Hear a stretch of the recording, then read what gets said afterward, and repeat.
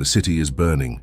Flames leap from rooftops, thick smoke coils into the night sky, and the cries of the conquered echo against the stone walls.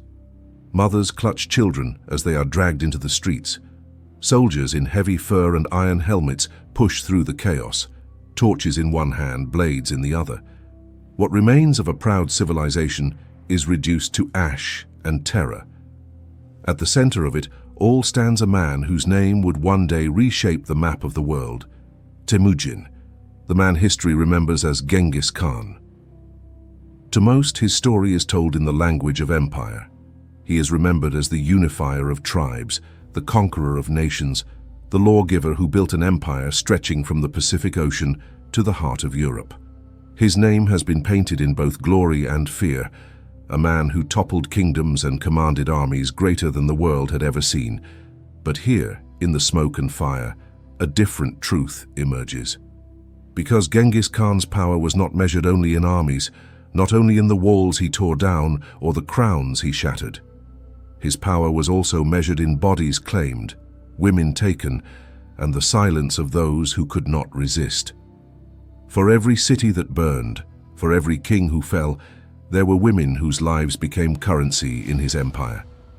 Women who were not remembered in chronicles of conquest, but whose suffering was etched in whispers, passed down for generations.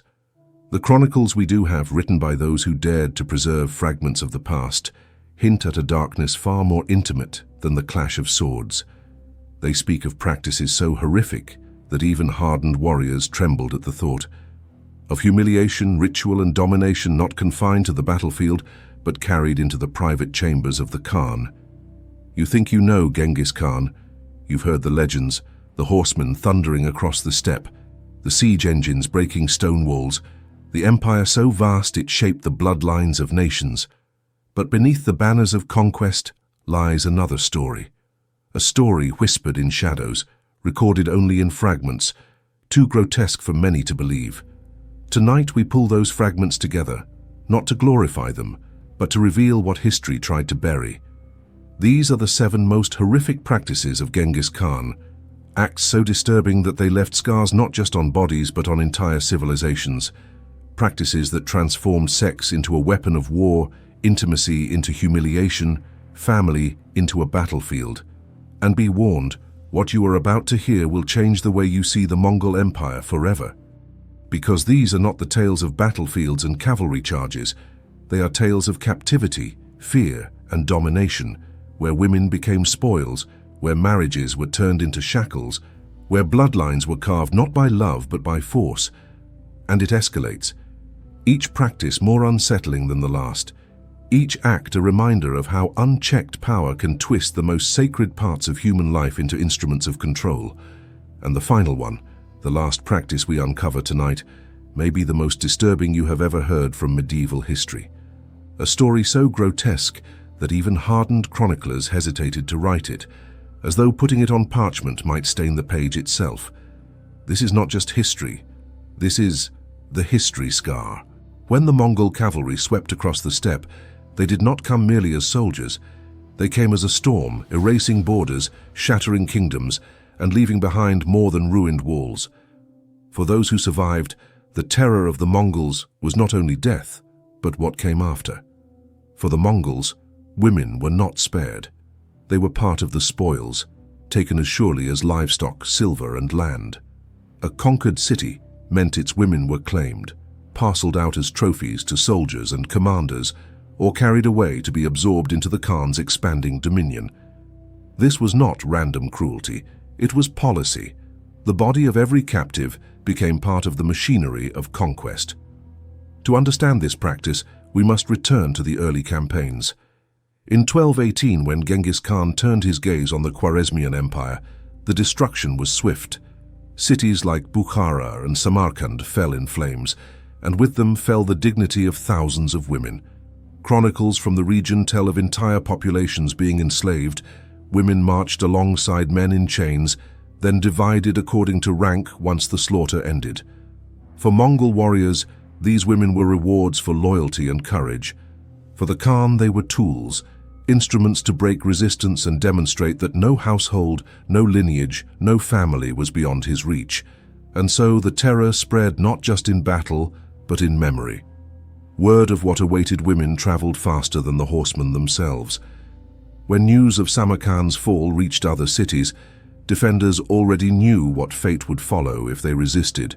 Swords could kill, but it was the shadow of violation that hollowed men's resolve. The Jin dynasty in northern China learned this lesson early. When the Mongols surged into their territories, towns that resisted were not only burned, their women were seized in systematic waves. Even noble women, once untouchable in their courts, were dragged into captivity. These women did not vanish into silence. They were paraded, given to soldiers as concubines, or handed to Mongol nobles to cement bonds of loyalty. The humiliation was public, deliberate.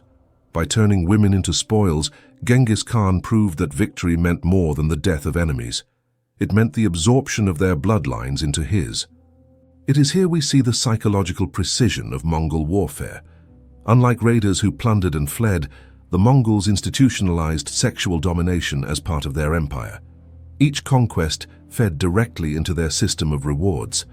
A warrior could measure his fortune not only in gold or horses, but in the women he acquired. To resist the Mongols was to risk the annihilation of one's family honor in ways that could not be undone.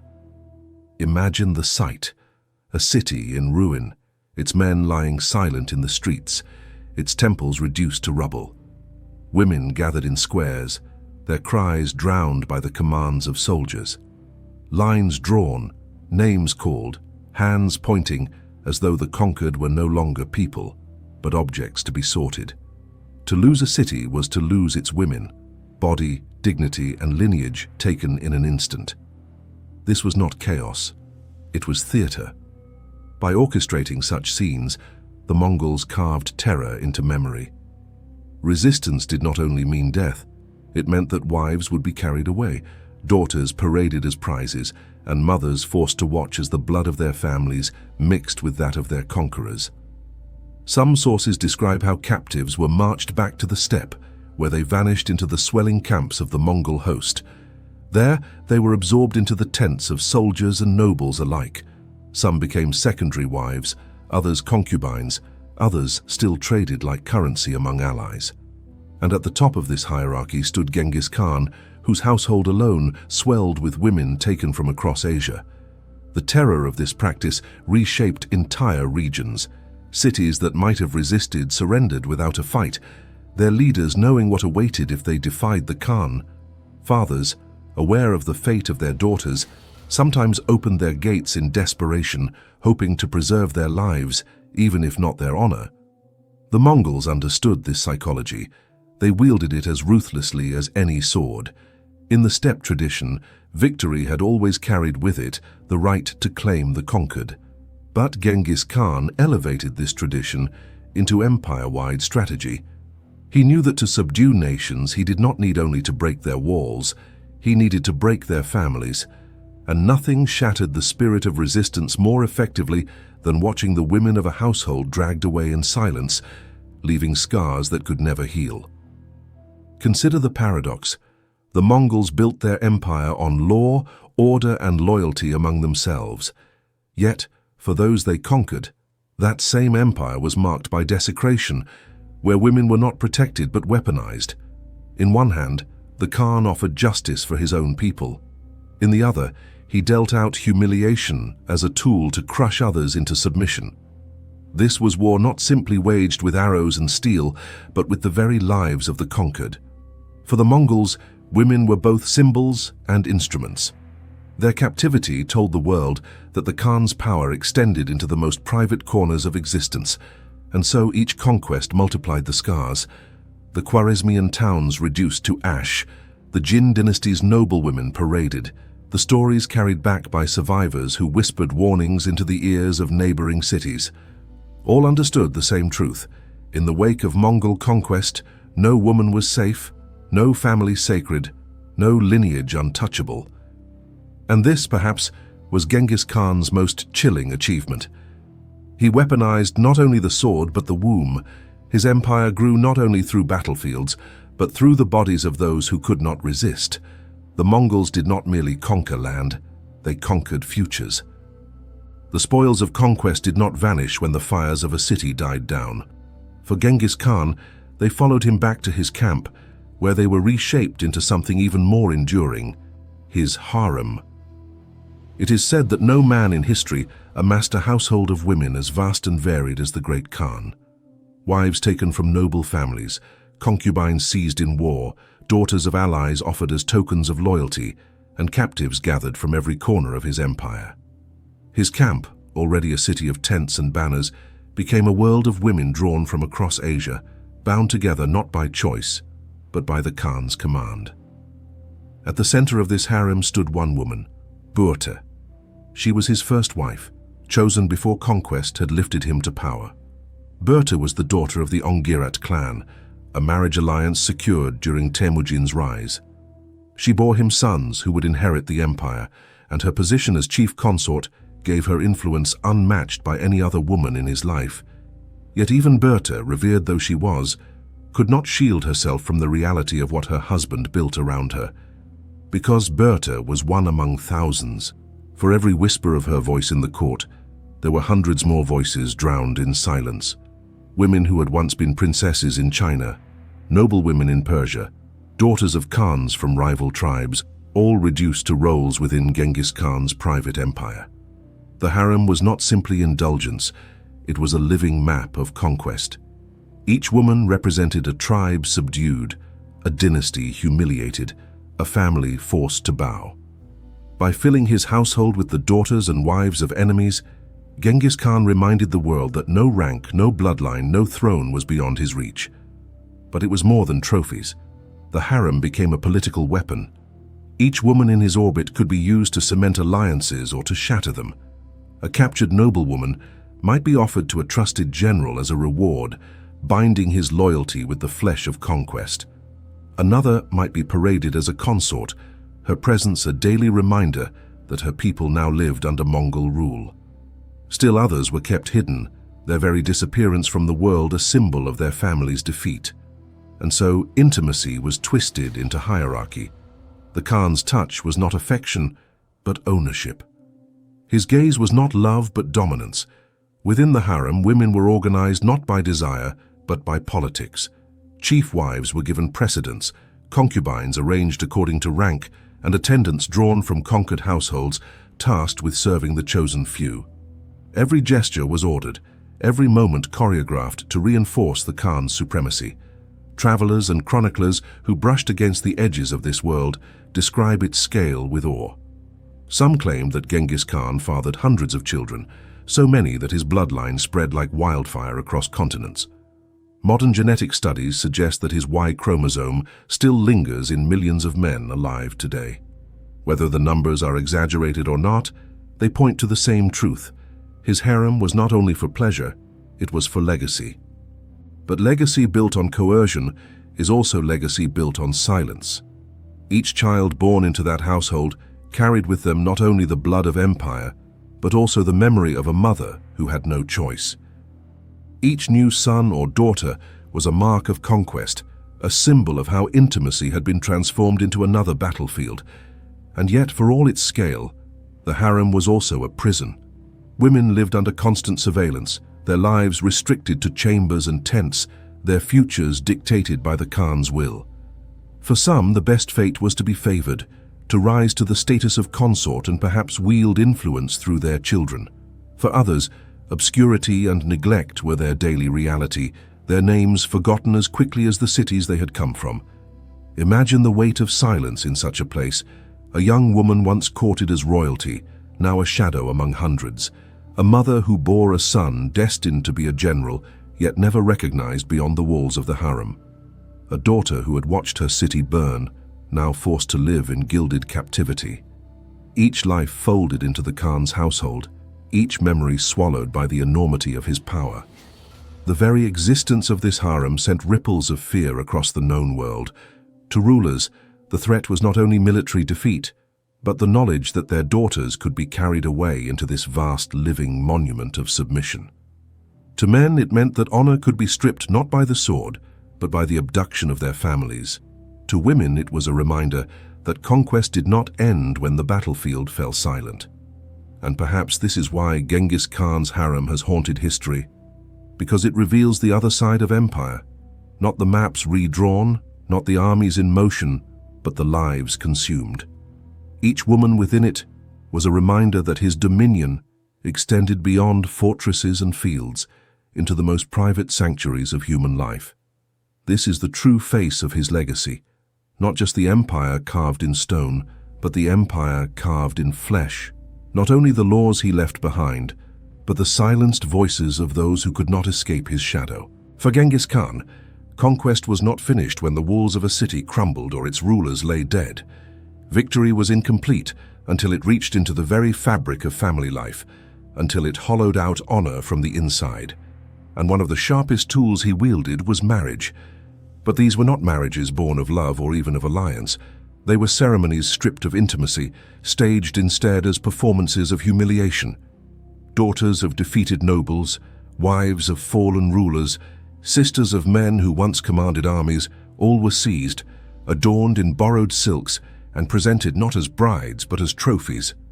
What should have been sacred unions became public acts of erasure. The Mongols understood that to bind a family was to bind a people, and so after each conquest, the demand was often the same: hand over your daughters. Fathers who once presided proudly over households were forced to surrender the very symbols of their lineage. Husbands, silenced by defeat, watched their wives paraded before conquerors. To refuse was unthinkable, for refusal meant destruction. To comply meant living with shame that could never be washed away. Imagine the scene in a captured city square, survivors gathered in silence, torches casting long shadows against the ruins. At the center, a noblewoman, her hands trembling though her face is trained to remain stoic. She is led forward, not by choice but by command. The conquerors declare her betrothed, not to a man she has chosen, but to one chosen for her humiliation. Around her the people bow their heads, powerless witnesses to the dismantling of their honor. The ritual was devastating because it was so visible. A slaughter could be hidden beyond the walls of a city, but a marriage staged in daylight was an open wound for all to see. It told the conquered, "Your families are ours, your daughters our property. Your bloodlines now marked by our shadow." Some ceremonies were not even marriages in the true sense. They were staged unions designed to strip women of their identities. Names were erased, titles discarded, garments exchanged for clothing meant to signify their new station as possessions of the Khan's household. What began as a family's proud legacy ended in submission, performed before the crowd. For the women, resistance was impossible. To object was to risk the death of brothers, fathers, and children. To remain silent was to watch as their own dignity was transformed into a weapon of domination. They became unwilling participants in a ritual where their bodies were symbols, their vows hollow echoes of a lost past. For the men, the humiliation cut deeper still. Mongol policy was precise in its cruelty. By taking wives and daughters in public, they shattered the pride of their enemies without spilling another drop of blood. A nobleman could accept defeat on the battlefield. Warriors die and kingdoms fall. But to stand in silence as your daughter was handed to another man, that was a wound no sword could inflict. The Mongols knew this. They built their reputation not only on military power, but on psychological devastation. Word of these ceremonies spread across the steppe and beyond, striking fear before armies even arrived. For every father who surrendered a daughter, for every husband who lowered his eyes as his wife was paraded before him, dozens of others heard the story and imagined their own disgrace. The shadow of humiliation traveled faster than any cavalry charge. These practices were not accidents of war. They were strategy. Genghis Khan understood that the foundations of power lay not only in palaces and fortresses, but in the sanctity of family. By breaking those bonds publicly, he reduced proud dynasties to nothing more than fractured households. In this way, marriage was transformed into a tool sharper than steel. A contract that should have bound families together was instead used to sever them from their past. A celebration that should have marked joy became a theater of despair. The cruelty lay not in the act alone, but in its permanence. A slain warrior could be mourned, his memory honored, but a daughter forced into such a union carried the wound forward. Each time she appeared at the side of her new husband, each time her children bore the blood of conquerors, the humiliation was renewed. Families lived not only with the memory of conquest, but with its daily reminder.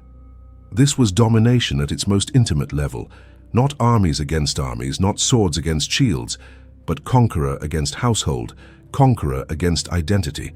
It hollowed out the defeated from within, leaving scars that could not be seen on the battlefield but endured for generations. And yet, for the Khan, this was victory refined. Cities could be rebuilt, fortresses could be repaired, but family honor, once broken in such a way, could never be restored. To parade women as brides in a theater of humiliation was to remind the world that the Mongols did not merely conquer land, they conquered dignity itself. Imagine watching your daughter paraded in front of conquerors, her marriage staged as humiliation. If you're a man listening to this and still not subscribing to the history scar, then explain in the comments why you can handle scandal, but not responsibility. Conquest for Genghis Khan was never only about land or gold. It reached deeper, into the very bloodlines of those he defeated. The battlefield was one arena of victory, but another, quieter battlefield lay in the chambers of his empire. Here, conquest was written not with swords but with children. The Mongols pursued population growth with the same intensity as military expansion. Every campaign that ended with cities in flames also ended with new unions forced into existence. Women from conquered tribes were handed to Mongol warriors, not out of affection or choice, but as instruments of policy. These unions were meant to erase old loyalties, to fuse bloodlines, and to create a generation stamped with the identity of the conqueror. It was empire building through reproduction. By scattering the seeds of the Mongol bloodline across Asia, Genghis Khan ensured that no tribe, no kingdom, no family tree would remain untouched. Entire populations found themselves reshaped by the bodies of their women, who were compelled to bear the children of those who had destroyed their homes. And at the center of this system was the Khan himself. Chroniclers describe him as a man who took women wherever he marched, filling his household with hundreds of concubines. Some were noble women forced into his orbit, others were captives with no power to resist. Each one carried the potential to extend his legacy. The scale of this is staggering. Modern genetic studies suggest that as many as 16 million men alive today carry the Y chromosome traceable back to Genghis Khan or his direct male descendants. That is nearly 1 out of every 200 men on the planet, a living echo of conquest etched into the human genome. Whether or not the numbers are precise, they reveal the enormity of the strategy, reproduction as domination, lineage as warfare. For the women, there was no choice. Their bodies became tools of statecraft, their pregnancies symbols of conquest. Each child born was not only a life, but a message. The empire of the Mongols had inscribed itself into their very blood. Resistance was impossible. Once a child carried the blood of the Khan, the family line was forever marked, its heritage rewritten under the shadow of his name. This was more than humiliation. It was a kind of biological warfare. Armies had always conquered cities, but the Mongols sought to conquer the wombs of their enemies. Each forced union was a wound that cut deeper than steel, a reminder that even if armies rose again, the bloodline itself had already been claimed. Consider the political calculation.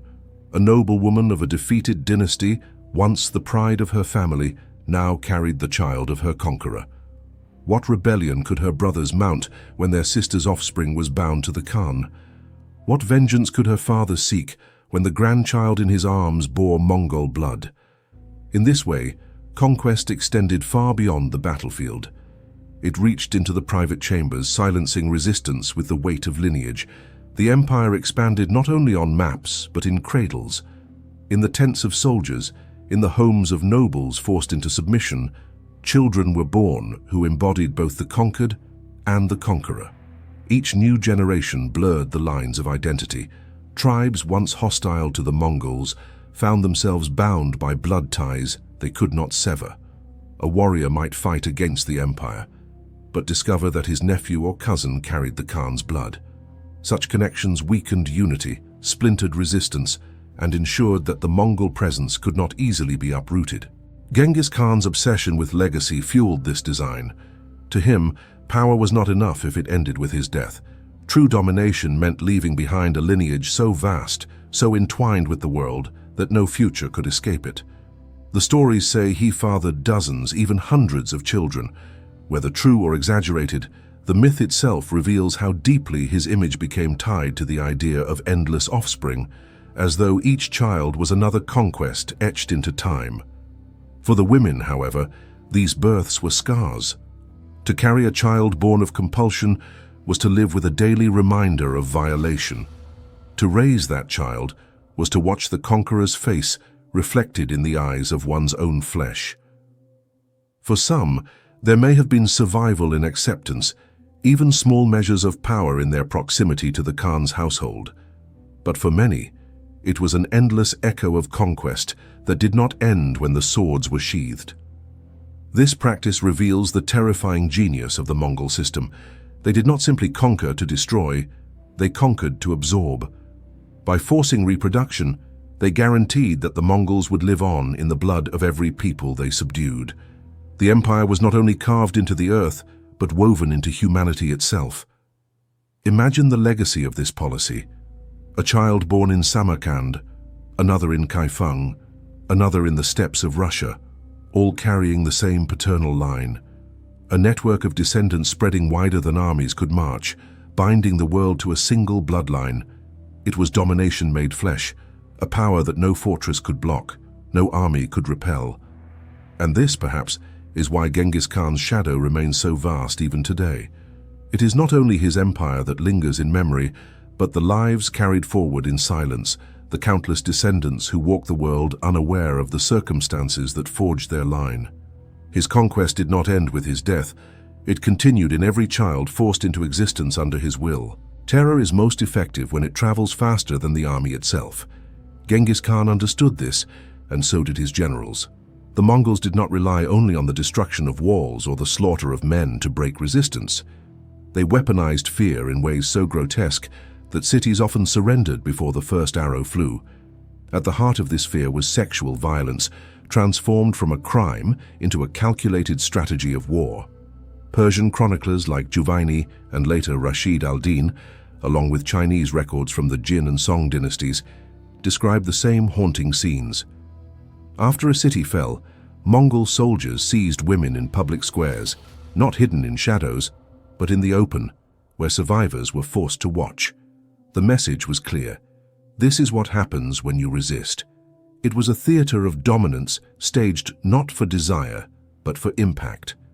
By committing these acts publicly, the Mongols ensured that survivors carried the horror with them. Refugees fleeing from one ruined city carried their memories into the next, spreading terror ahead of the Mongol cavalry. Stories became warnings, whispers became weapons. Families in distant cities, hearing what had been done to their neighbors, often surrendered without a fight, choosing shame over annihilation. This was the genius of cruelty, sharpened into policy. Sexual violence became not an unfortunate byproduct of war, but a deliberate method of control. Where other armies may have allowed looting and violation as chaotic aftermath, the Mongols orchestrated it as part of their campaign.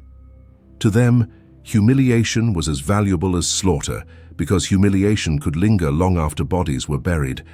Imagine the silence of a conquered square. Survivors lined up, soldiers circling like wolves. The air heavy with smoke, the cries of the wounded fading into the background. And then a command. Women pulled forward, stripped not only of their garments but of their humanity, forced to endure before the eyes of their fathers, brothers, and children. For the victims, there was no escape.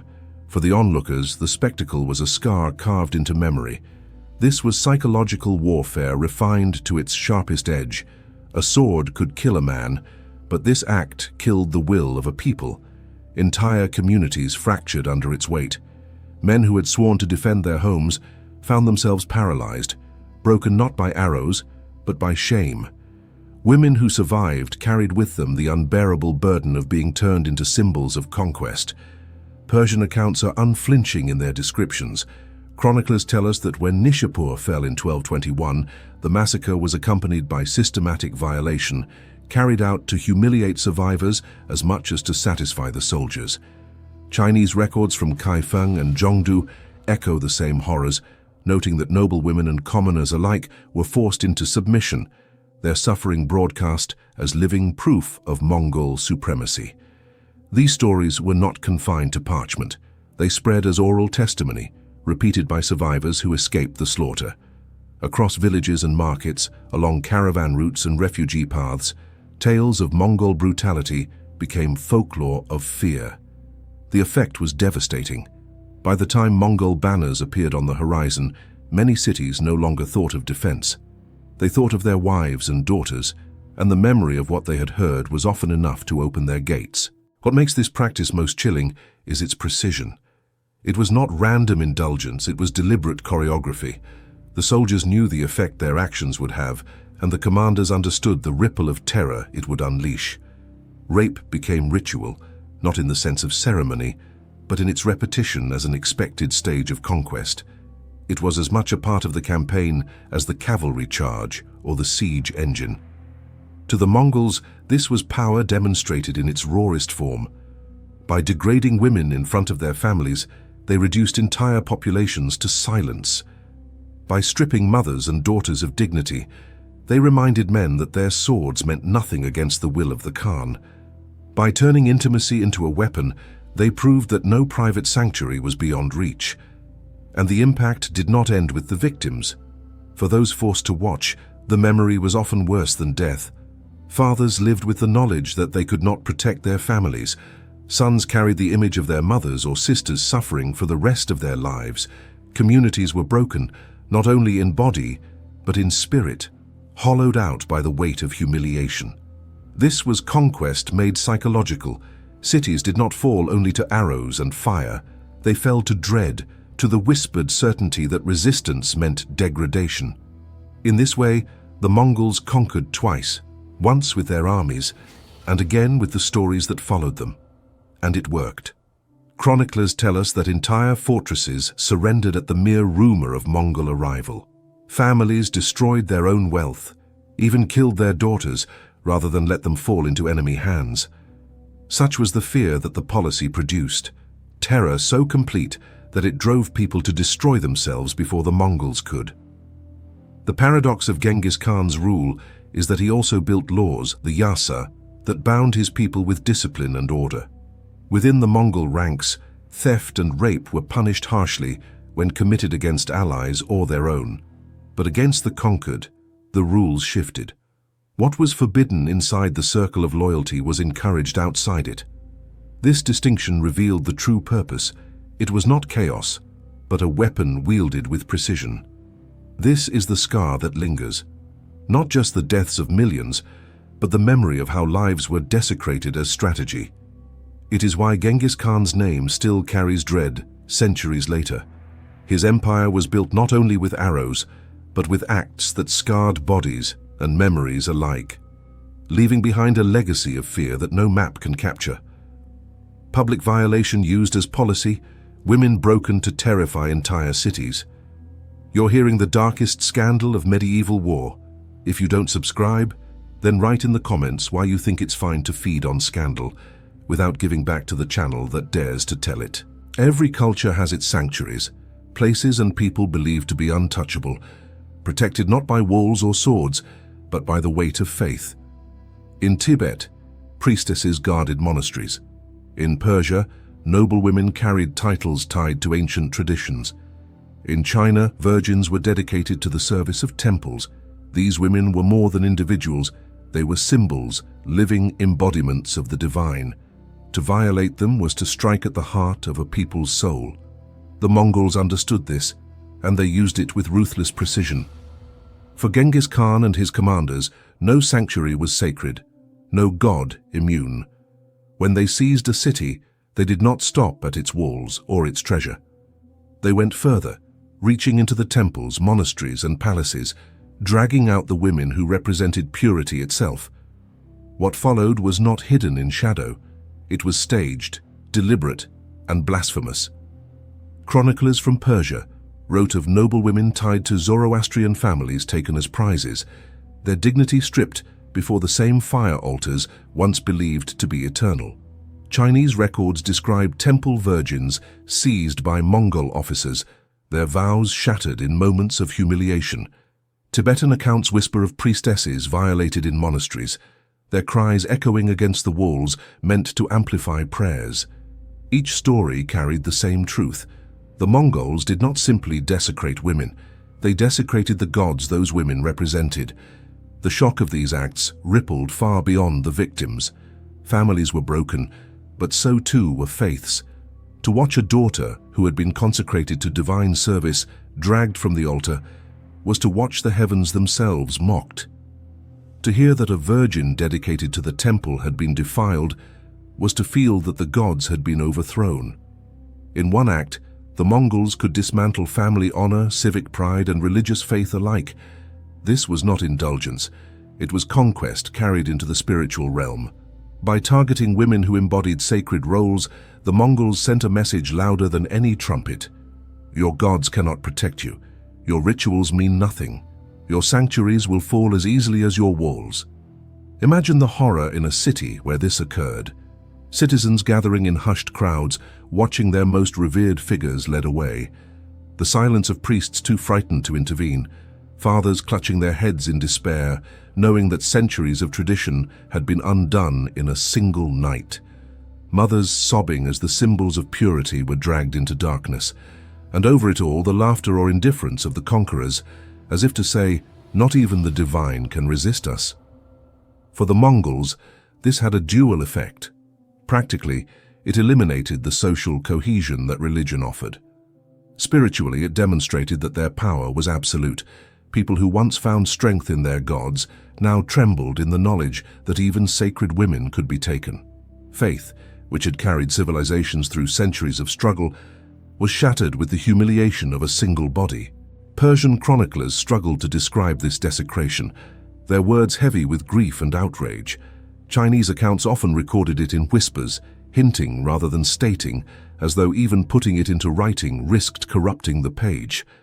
Tibetan memories preserved in oral tradition tell of monasteries defiled, where the sanctity of prayer was drowned by the cries of women once sworn to the gods. The meaning of these acts was clear. Conquest was not complete until the gods of the conquered were silenced. By using sexual domination against sacred women, the Mongols erased the boundary between the divine and the profane. The conqueror became not only master of land, but master of the spiritual order itself. What made this practice especially devastating was its permanence. A temple could be rebuilt, a monastery could be restored, but a woman dedicated to purity, once violated, could never be returned to her former role. The shame lingered not only with her, but with her entire community. Families carried the stain, religions carried the doubt, and entire peoples carried the memory. In this way, the Mongols waged a war that transcended swords and arrows. They turned the sanctity of women into a battlefield, one where victory meant not only domination of bodies, but desecration of belief.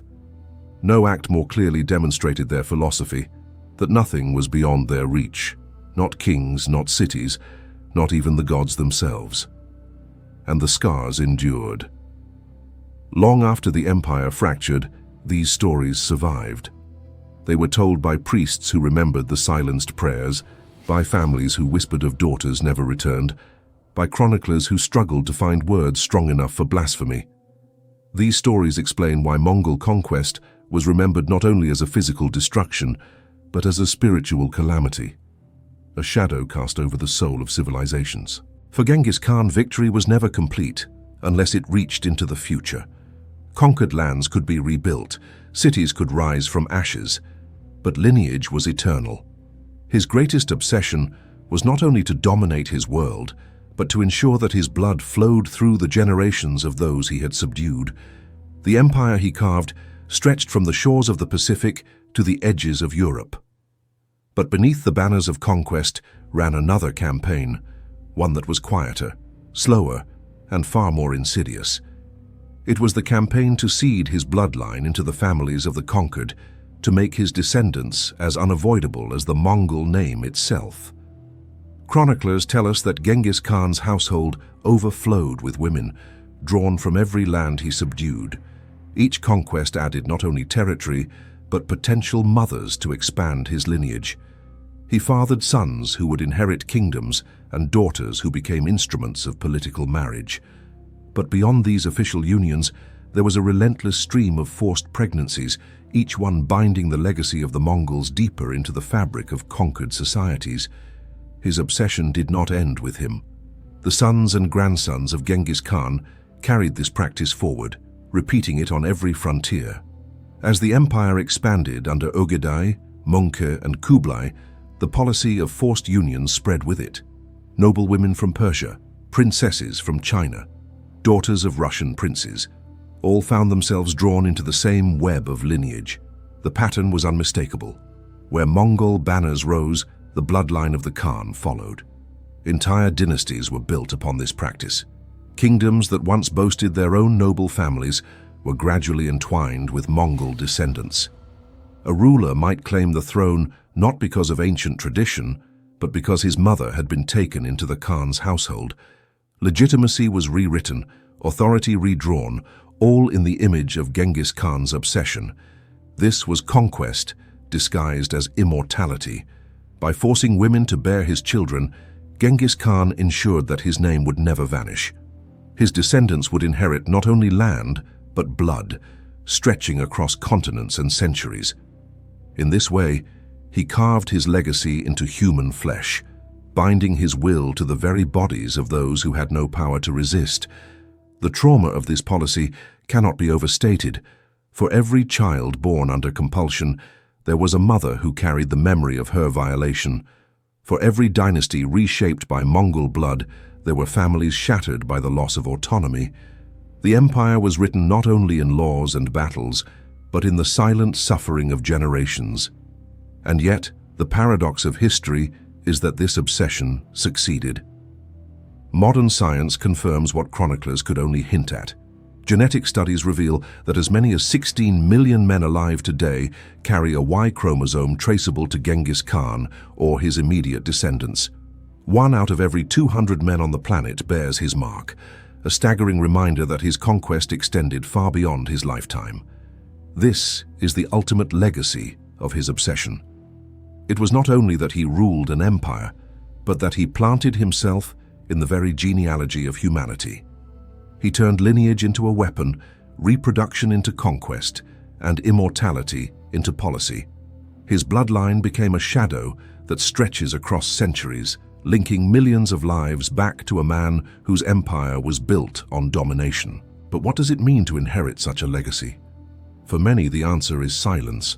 The descendants who carry his blood may never know the stories of how it was forced into their lineage.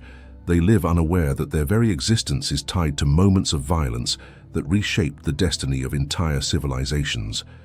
For others, the knowledge is unsettling, a reminder that power once carved its way into history through the violation of countless women.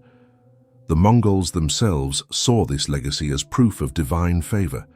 To them, Genghis Khan's vast progeny was evidence that heaven had chosen him to rule. But to the conquered, it was evidence of a different truth, that even the most sacred boundaries of family could be shattered in service of empire. Picture a noble household in Persia, its daughter taken into the Mongol camp, forced to bear a child whose face reflected both conqueror and conquered. The family line forever altered, its traditions diluted, its honor scarred. Multiply that scene across China, across Russia, across the steppes of Central Asia, and the scale becomes incomprehensible. The trauma was generational, a wound that echoed long after the Mongol armies rode on. This was the heart of the Khan's obsession. He did not want simply to be remembered, he wanted to be unavoidable. His blood became the one legacy no rebellion could erase, no collapse of empire could undo. The walls of cities could fall, the palaces of the Mongols could crumble, but his lineage endured in the veins of millions. And that is why his name still commands attention today. Not because of monuments or ruins, but because his conquest lives on in people themselves. The empire may have dissolved, but the children of Genghis Khan walk the world still, silent reminders of how immortality was carved out through the suffering of others. In the end, This obsession reveals the darkest truth of his reign. For Genghis Khan, conquest was never finished until it reached into the womb, until it rewrote family trees, until it planted his name where it could never be uprooted. Immortality was not won through statues or legends, but through forced lineage, and it is a legacy we can measure today not in stories, but in blood. Millions of men walking today unknowingly carry the scandalous bloodline of Genghis Khan. If you hear that and don't hit subscribe, then confess in the comments that you're the kind of man who enjoys hearing about scandal, but won't stand to remember those who lived it. Every empire leaves behind shadows, but some shadows are darker than others. For Genghis Khan, the scars of conquest did not end with slaughter, humiliation, or forced bloodlines. In the final layer of his legacy lie the stories whispered with hesitation, accounts so grotesque that even chroniclers accustomed to recording massacres and cruelty struggle to put them into words. Scattered through Persian, Chinese, and later European writings are fragments of rumors, half hidden, often debated but never entirely dismissed. They speak of acts so extreme they defy comprehension, among them whispers of necrophilia, the violation of the dead, and of obscene rituals carried out during campaigns. Whether these stories were exaggerations born from hatred or accurate records of horror, their very persistence reveals how the Mongols were remembered, not only as conquerors of nations, but as violators of the most sacred human boundaries. The tales describe battlefield nights when corpses were not left untouched, but desecrated. Women who had resisted were said to be used even after death, their bodies turned into grotesque trophies of domination. Other stories speak of rituals where captives were forced into acts designed to strip away the last shred of dignity, with the Khan's officers watching as though it were theater. These accounts are sparse, often cloaked in rumor, but their survival through centuries suggests they struck a truth deeper than fact, that the Mongols, in the imagination of those who endured them, were predators who recognized no limit.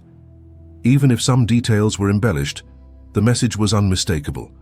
To accuse an enemy of pillage or massacre was common, but to accuse them of desecrating the dead or staging obscene spectacles was to mark them as monsters. These were not charges made lightly, and they spread because survivors believed them. They believed them because they had already seen what the Mongols were capable of in life: forced marriages, ritual humiliation, systematic breeding, and public violations. To imagine the same cruelty carried beyond death did not seem impossible, and so the rumors endured, growing into the final crescendo of horror. This was no longer about lust or pleasure. This was about power sharpened into ritual cruelty. To defile a corpse was to demonstrate that not even death could shield the conquered.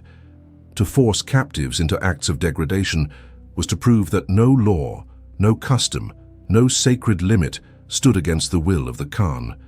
Imagine the impact on those who heard these whispers.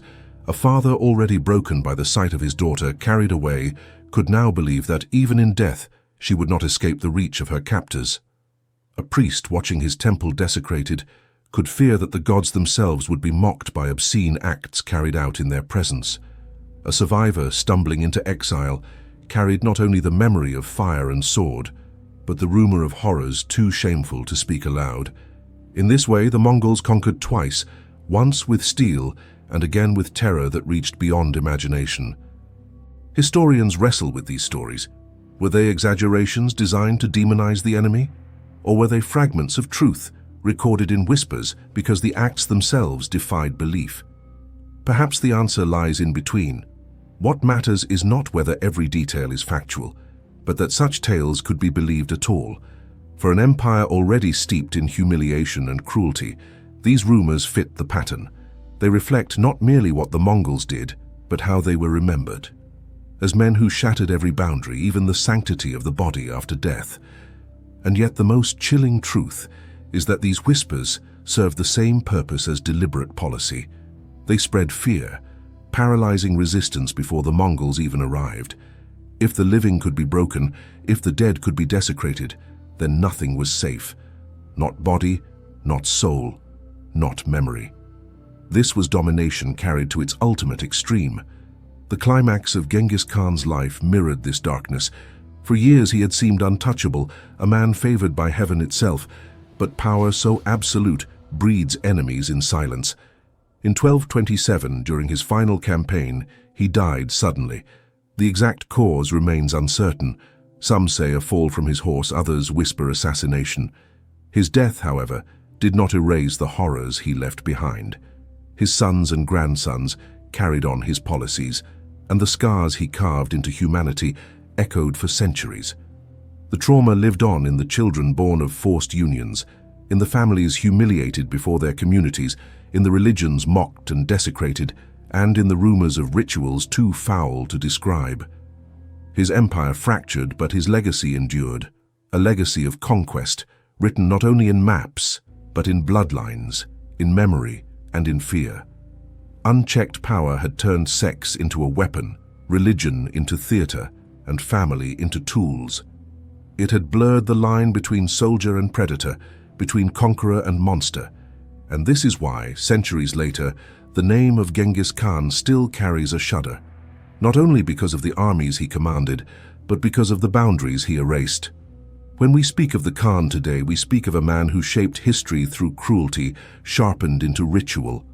He left not only an empire, but a scar that runs through memory, through religion, through families, and even through the blood of millions alive today. His death did not end the horror. It only ensured that his shadow would stretch across centuries, a reminder of how far human cruelty can reach when power knows no restraint. And so the final chapter of his practices leaves us with the most haunting truth of all. This was not lust. It was not chaos. It was deliberate. It was strategy. It was the transformation of intimacy, faith, and even death into instruments of control. Genghis Khan proved that when power is unchecked, it does not stop at the battlefield. It enters homes, it desecrates temples, it reshapes bloodlines, and it violates the very sanctity of the human body. In life and in death, that is the ultimate taboo, and that is the scar he left upon history. The story we have uncovered is not one of glory, but of scars. From the moment the Mongol cavalry thundered across the steppe, conquest was never just about walls breached or crowns toppled. It was about the destruction of dignity, carried out step by step in ways that reshaped not only history, but humanity itself. We began with the spoils of war, women dragged from burning cities, divided like treasure, their bodies turned into symbols of victory. Then came the Khan's vast harem, a prison of thousands where intimacy was twisted into hierarchy, and women became living trophies of empire. We saw forced marriages staged as public humiliations, not for union, but for erasure, where noble daughters were paraded as proof that family honor was no match for Mongol power. From there, the cruelty deepened into systematic breeding, where wombs were turned into battlegrounds and entire bloodlines were rewritten to carry the shadow of the Khan. The terror spread further when rape itself became policy, staged in public squares, committed not for lust, but for fear, ensuring that stories of humiliation traveled faster than the armies themselves. Then came the desecration of sacred women, where priestesses, virgins, and noblewomen tied to religion were seized, stripping faith of its sanctity and mocking the gods who were meant to protect their people. From there, the Khan's obsession with lineage swallowed generations, as sons and grandsons continued his campaign through forced pregnancies, binding his bloodline into millions who walk the earth today. And finally, we confronted the ultimate taboo, whispers of acts so vile that even chroniclers feared to record them. Whether rumor or truth, they revealed how the Mongols were remembered, not only as conquerors, but as violators of the most sacred boundaries of life and death. This was not chaos, it was deliberate. A system where sex became a weapon, religion a stage, and family a tool, a strategy that scarred the body as surely as it scarred the soul. And it worked, because centuries later, we still speak his name not only with awe for the empire he built, but with dread for the scars he left behind. Genghis Khan is remembered as an empire builder, yes, but he is also a scar maker. His empire collapsed, but the legacy of what he did endures, in the blood of millions, in the whispers of ruined families, and in the memory of civilizations that still carry the wound. And this is where the lesson lies. History's scars are not only wounds of the past, they shape the present. They remind us how far unchecked power can reach, how intimacy can be twisted into domination, how even the most sacred spaces can be desecrated when no one dares to resist. That is why we cannot look away. Because if we forget these stories, if we bury them in silence, we allow the same shadows to rise again. You've just heard it all: the spoils, the harems, the humiliations, the forced bloodlines, the sacred women desecrated, the ultimate taboos, the darkest sexual scandals of Genghis Khan's empire. Millions will listen and move on, but not you. Subscribe to the History Scar, like this video, and share it now. And if you refuse, then write in the comments why. Because enjoying scandal without subscribing is the same as looking away.